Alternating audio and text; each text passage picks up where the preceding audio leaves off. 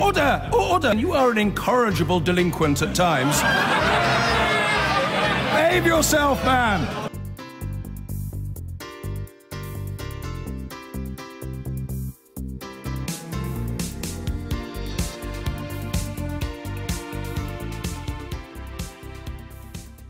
And it's set to be a packed term for MPs, not least on the subject of, you guessed it, Brexit. So as negotiations continue in Brussels, what exactly will MPs be debating? This week, the Commons will see the second reading of new trade and customs bills. Those will implement a new framework for an independent trade policy after Brexit. Next week, MPs will vote on the next stage on the overarching EU withdrawal bill. The bill's already been amended numerous times, and currently more than 20 further amendments have been tabled for this stage. If it clears the Commons, the bill will go on to the Lords for further consideration at the end of the month. One key piece of legislation that hasn't yet been published is the new immigration bill to establish new national policies on immigration once the UK ends free movement of people from the European Union.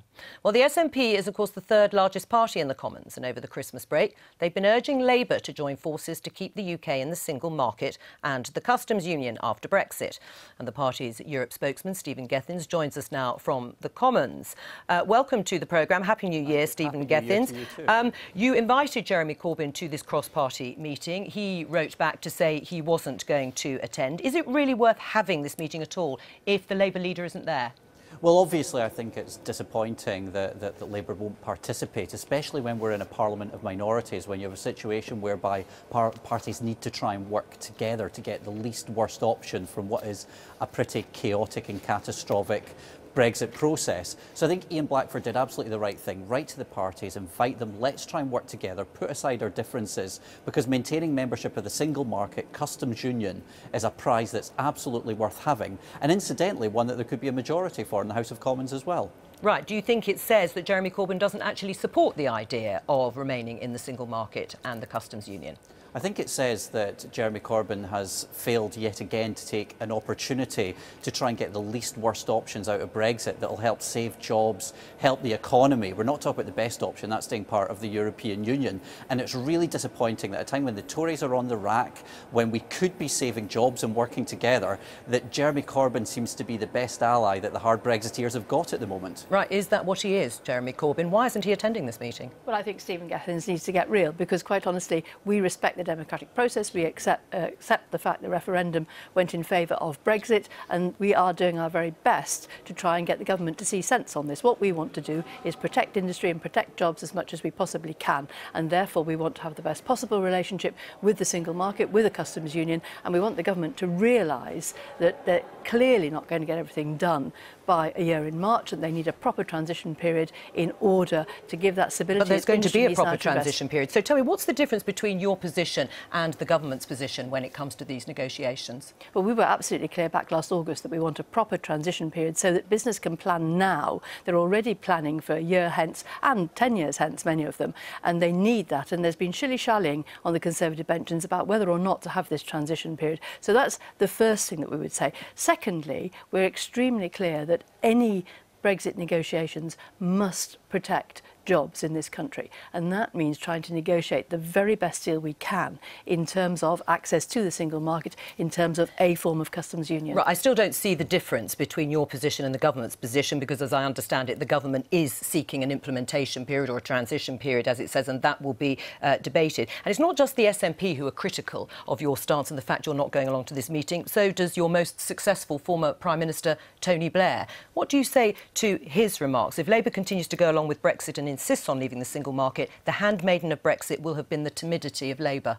Well, I think the important thing about what we're standing for is we are saying... What do you say to what Tony Blair said? I would say very, very clearly that we do not want a second referendum, because that would totally undermine the whole process of a referendum in this country. We respect the result of that referendum, but we do very clearly want the very best deal for the UK. Without being part of the single market or the customs union? We have to have the very best access to the single market, and we have to have a form of customs union. And the point being that a country on its own cannot decide those. We have 27 other countries to negotiate with, and what we want to do is create the best rapport, not shouting from the hilltops or or walking out of talks, or have the very best rapport with the 27 to get the very best deal we can. So, Stephen Gethin, you're shouting from the hilltops with very little influence, and Labour is going to plough its own furrow.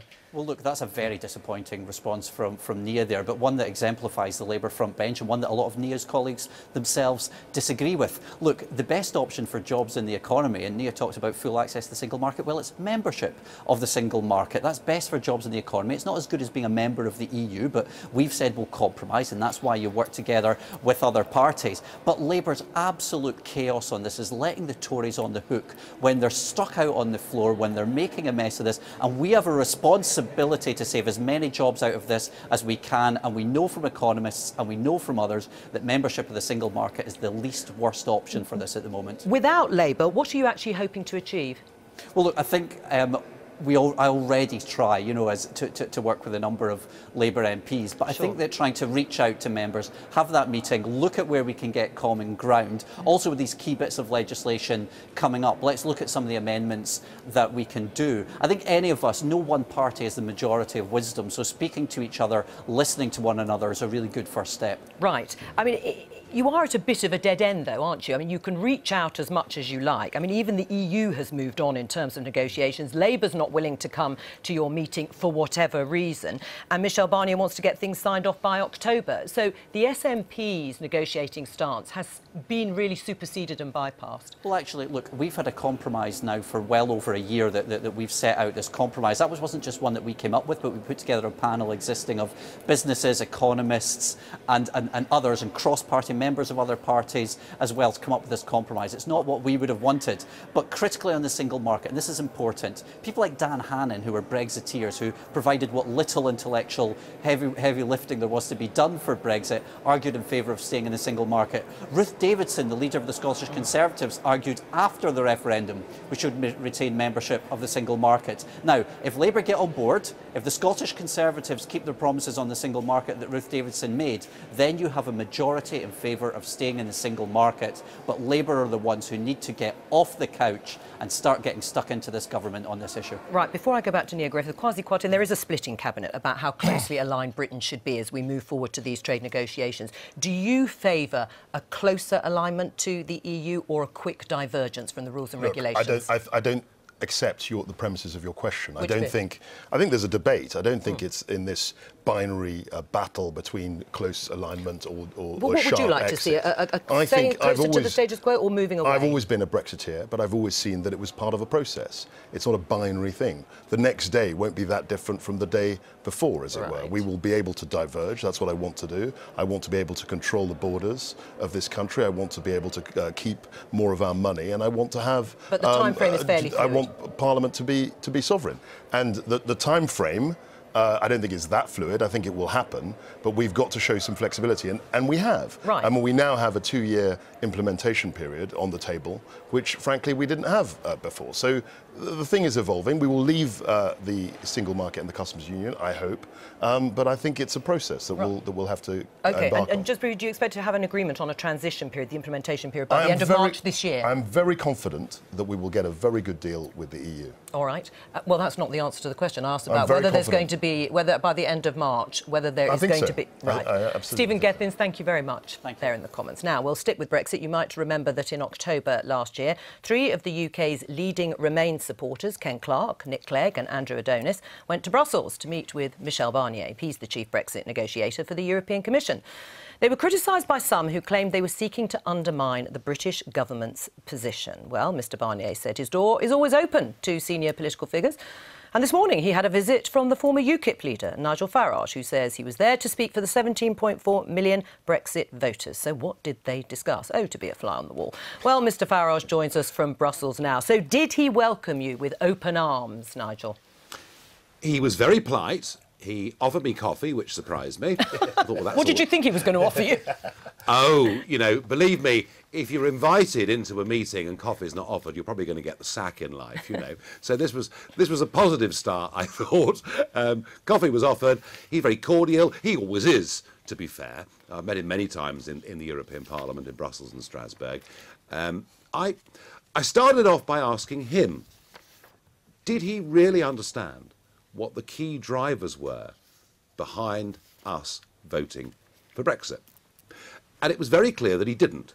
He started to talk about economics and what the disadvantages may be. And I said, look, this is way beyond economics. It's about controlling your own borders, making your own laws. I said, and do you not understand, Mr. Barnier, that open-door immigration to the European Union was a major driver of the Brexit vote? And the answer was no, he did not. And I thought what was interesting was that I'd gone there. And you're quite right. You know, when I saw Lord Adonis, Ken Clarke and Sinead Clegg here, it sort of drove me bonkers. I thought there's a degree of collusion going on here. Forget the Russians. The real collusion is between the British elites and Brussels. So and now you're there. Well, yes, but I'm not a colluder, believe me. But what was very interesting was, if you believe as I believe, and all polling research backs up, that immigration was a key driver of the Brexit result, the disappointing thing is that clearly nobody from the British government has actually explained that to him, and that no progress has been made on that subject whatsoever. But that is your view, isn't it, Nigel Farage? I mean, you are a sort of self-appointed representative. You're a self-appointed representative of the 17.4 million Brexit voters. The government say they respect the result of the referendum. Labour says they respect the result of the referendum. What makes you the expert when UKIP did really rather badly in the election to know what was in the mind of all those Brexit voters? Well, I mean, there is something called political science, there is something called polling, all of which shows you that before, during the referendum, that one of the key drivers was getting back control of our borders, and people like Kwasi Kwarteng on your programme today believe in that very strongly. And when I said I was coming to represent the view of the 17.4 million voters, it was utterly justified when I saw the incomprehension in his face that this had been a key issue. Look, I don't doubt that Mrs May will take us out of the European Union, but this big key issue of immigration that everybody finds too embarrassing, too awkward to discuss, they'd rather just brush it under the carpet, it's still there, out in the country, people do still care about it. I mean, is it any wonder we have an NHS crisis when we have a population growing by 500,000 a year? And clearly, wherever we are, with trade, with the European Court of Justice, with financial settlements, immigration has not yet even been discussed. Right, Kwasi Kwarteng, what do you say in response to that? That actually, Nigel Farage says he knows what the main driver was behind the 17.4 million people who voted for Brexit. Is he right about immigration? I think immigration was a portion of it. Certainly in my constituency, it was something that came up. Main driver, says Nigel Farage. I think it's a bit simplistic, perhaps, to say that was the only thing, because I'm not accusing Nigel of being simplistic, but there were other issues. There's sovereignty. I mean, Nigel mentioned the fact that it might be a good idea to make our own laws, and I think people felt that very strongly. And also there was deeply a sense that, you know, our political culture, our institutions were things that people actually valued, and they didn't want to be part of a United States of Europe, which is where people think the EU is heading. And are you pleased that Nigel Farage has gone to see Michel Barnier when Britain is in the middle of these complex negotiations? I mean, I know Nigel. I think he's a very eloquent, persuasive guy, and good luck to him. Right. What do you think, Nia Griffith? Will Nigel Farage be adding and helping the negotiations from the British point of view? Well, I doubt very much, but Michel Barnier is an experienced diplomat and he knows who the government is, and he's obviously keeping his door open to allow other people to go and speak to him. You know, he will understand fully what the position is at the moment, and he can see quite clearly that we're not actually making very good progress at the moment. We have a rather last-minute deal botched together in December. But it was a deal. It was a deal. I mean, which you didn't would have come. jumped all over it. Well, it wasn't clear on the island situation. It wasn't clear on EU nationals, and it wasn't clear on the amount of money, other than it's going to be a large amount of money. So well, if it hadn't been clear, then arguably the EU would have said they wouldn't have moved on. But, I mean, there are things that are unresolved. That is totally true. I mean, Nigel Farage, you had questions that were tweeted to you or emailed to you to give to Michel Barnier. Yeah. They weren't all from Leave supporters, were they? No, they were. I mean, a broad cross-section of people asking questions. As I say, the first one that I asked was one of the questions sent in. Did he understand the reasons for leaving? Sure. But the most interesting part was phase two. Look, I mean, you know, I think in phase one we've given too much money, too much jurisdiction to the ECJ. But hey, let's now talk about phase two. Let's look ahead to 2018. And what is really interesting is that Barnier, oh yes, of course, we're very happy to have a trade deal on goods, you know, on the basis of Japan or on the basis of Canada. Well, of course, they sell us 80 billion euros worth of chocolate, cars and wine every year, more than we sell them. But when I mentioned services and financial services as being part of this package, I saw his whole body language change. I mean, he literally stiffened up and said, no, that simply can't be. Now, right. if we are going to enter a period of negotiation where, given the amount we've conceded in phase one, if he is not prepared to make some concessions on that, then I think the big change in the Brexit debate that will come in 2018 is you will start to see very big voices in business say, let's not waste years and years on this. Let's actually just move to WTO rules and do so quickly. Right. Was no deal part of your discussion with Michel Barnier? Yes, absolutely. Right. OK, and what did he say? How much did that dominate your conversation? Well, you know, he said it would have bad consequences for both of us. And I said in the short term, that's absolutely right.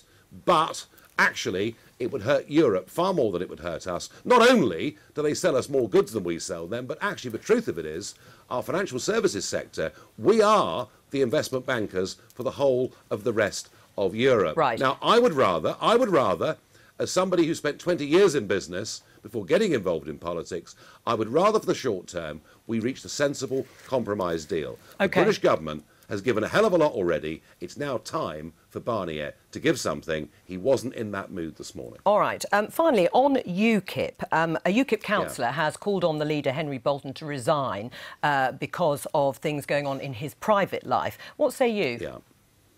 I say that a man who passed out as top cadet in Sandhurst, who won a bravery award in the police, who did extraordinary things in Afghanistan, who got an OBE for his services to international security, none of that would ever have been talked about or written about. He has a fling with a 25-year-old, and it's front page of some of the Sunday newspapers, and while short-term it may be uncomfortable for him, the truth is people now know his name. Thank you for that, Nigel Farage, after his meeting with Michel Barnier.